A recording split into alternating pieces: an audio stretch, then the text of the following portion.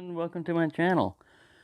Well, I just wanted to show you quite a few things that Toby and family have sent to me that I will get down around to reviewing, but I just wanted to give you a preview of some of the things. And one of them is another one of these factory second. I'll show you this one. We're in widescreen right now. Old hickory, but look at the size of this guy. I mean, it's like a machete. It really is. Just from looking at it, all I can see is a little bit of rust. And I've been going crazy trying to find... I've got these wire brushes. Now, I know something I can substitute for it. But the best way to get rust off of a finish that's with stain is not steel wool. Believe me, I worked in the rifle and gun industry for long enough to see what happens when people take steel wool to like blue steel. You might as well have taken the sandpaper or a disc grinder to it. But if you use brass or bronze on rust, it'll knock it off. It'll knock the rust off, but it won't knock the surrounding finish off. And that's what I've been looking for. These stupid little... I can see them in my head. They're plastic. There are 3 of them. They've got a rubber band around them, the handle, or they did the last time, and they're parts brushes, you know. One of them is nylon, one of them is stainless steel, and one of them is brass or bronze, and I'm looking for that one. But I can't find any of them, so that's anyway, that's the problem you have around here.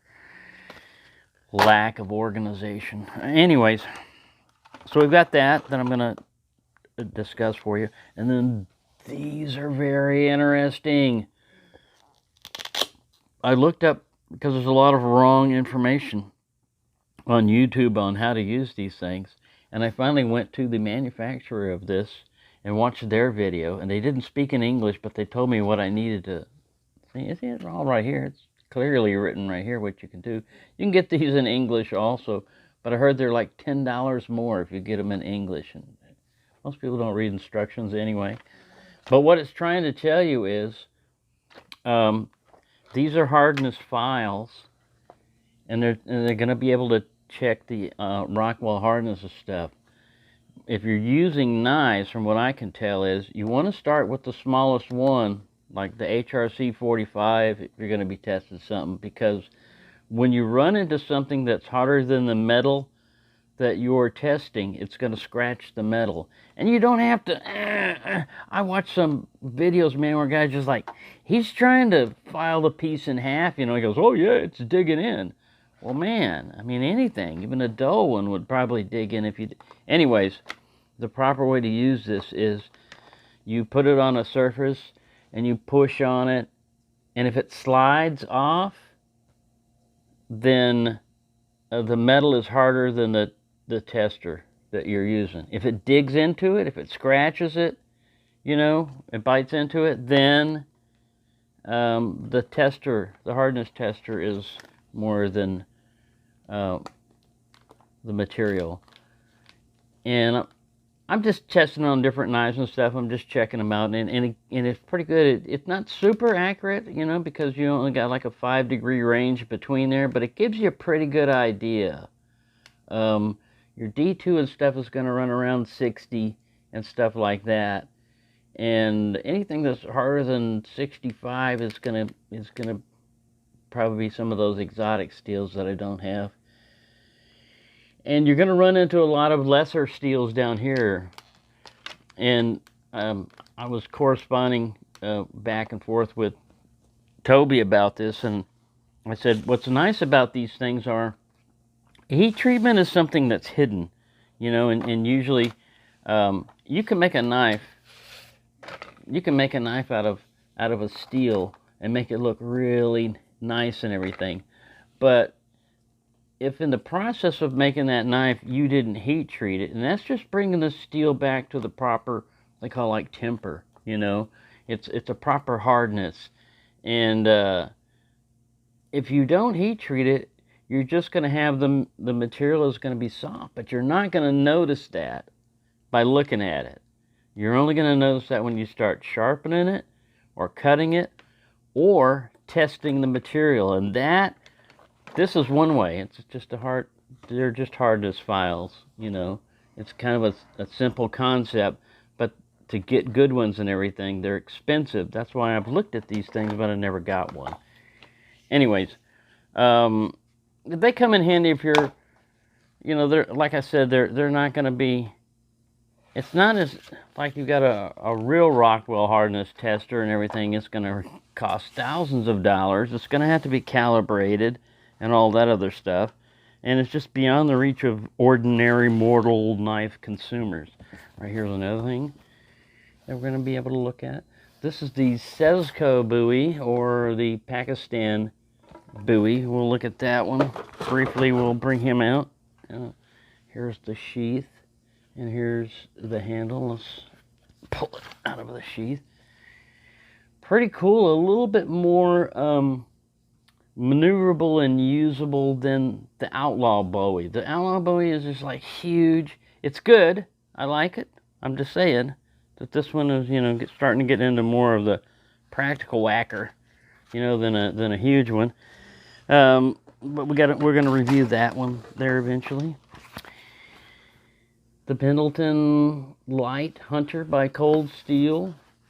You get all your specs right there, blade length and everything. This is a pretty cool knife. One thing I will say is this retention of this sheath is pretty good. there's like a dent or something that goes in here and clicks on, and man, when it gets in there, you don't have a whole lot of handle, you know, to grab onto here, and I really almost hurt myself trying to get this thing out. Yeah, it's got extra strong, but I like the handle design and everything else, and the blade shape. So that's another one that I'll be going over in the future.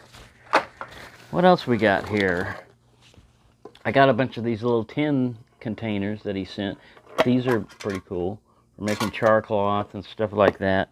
You can get those on Amazon in lots of X number of amount. We've got this Maxim skinning knife. Now this guy's pretty interesting. It's like a frame lock. Kind of like a gut hook type of thing. You see how it just stops right there? That's so you can skin the crap out of something. Unfortunately, we don't have anything around here to skin other than human beings. And if I did that, I think I would get in trouble, possibly. So we won't be doing that with that, but we'll look it over. We'll try to find something to cut it up. Let's see.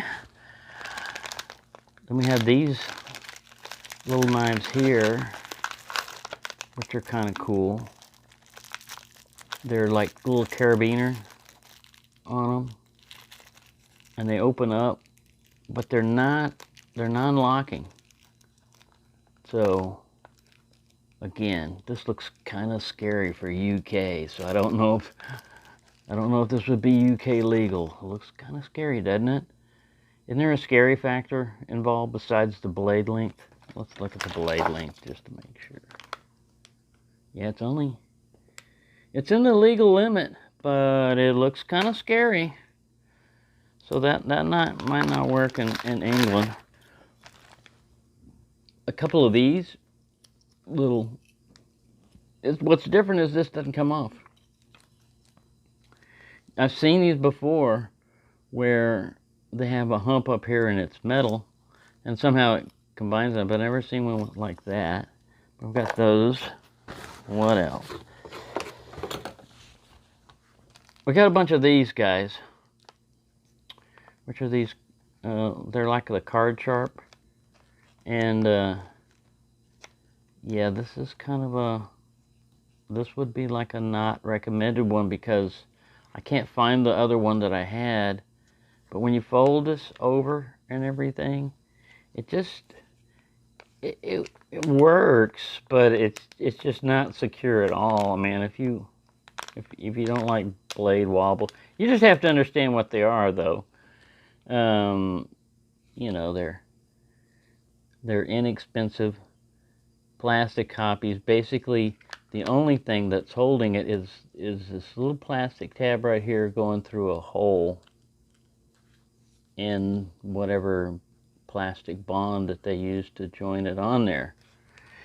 The other problem with carrying these things is you forget that you've got them in your wallet, because it's about the size of a credit card. You forget you got them in your wallet, and you go through some place where you're not supposed to have anything like that. That's the danger of that. And then he read my mind again. This very morning, I was looking at linseed oil, and this particular brand popped up. There's a bunch of different. I wasn't looking at 32 ounces. I was looking at 8 ounces because it was like something I could afford. I was looking at it and said, man, I need some linseed oil. And I was just looking at that, and I'm like, you know, put it in your wish list, or, you know, hide it away. When I think about it later on. And there's a knock on the door, and I open up, and a package is there, and one of them is linseed oil. I'm like, wow, man, this is like a mind reader. Anyway, there you go. That's kind of like a quick, brief overview, because, man, the internet is going slow today. I don't know if we're being hacked or it's my phone. My phone battery. This phone's so old, the battery is bulging in the back, and I'm going to probably upgrade here in a little bit, but because they offered me a way of going with keep your old phone, which I like, and then get another phone with like 5G capability, which I don't think they even have out here yet, but and hopefully not a bunch more money. But anyway, doing that here eventually in the future. So there you go. That's what's all going on here. Besides still working on that knife. I'm working on a knife. Like, we're in Tornado Alley here, and tornadoes are active, so working on a knife while dodging tornadoes. Thank you for watching, and have a nice day.